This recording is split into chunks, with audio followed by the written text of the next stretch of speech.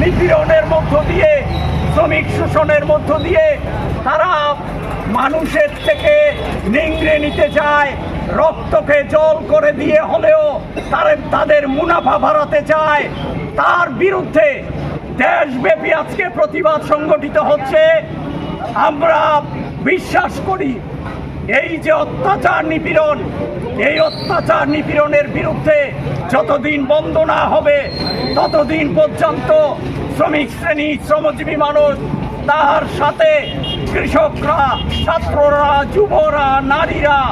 অন্যান্য অংশের মানুষ সকলে ঐক্যবদ্ধভাবে যেইভাবে 1 বছরেরও বেশি সময় ধরে কৃষক আন্দোলনের মধ্য দিয়ে দিল্লিকে দখল করে এই সরকারকে বাধ্য করা হয়েছিল এই আইন তুলে নেওয়ার জন্যে, সেইভাবে লড়াইকে বেগবান করার জন্যে, লড়াইকে শক্তিশালী করার জন্যে সমস্ত অংশের আক্রান্ত মানুষ, শ্রমজীবী মানুষ, কৃষক, শ্রমিক, ক্ষেতমজুর, ছাত্র, যুব, নারী সহ সকল অংশের মানুষের সংগঠনকে একত্রিত করে আগামী দিনে আমাদের লড়াই আন্দোলনের মধ্য দিয়ে অধিকার ছিনিয়ে আনার জন্য আমরা একত্রিত হব। আমাদের জয় সুনিশ্চিত, একথা বলে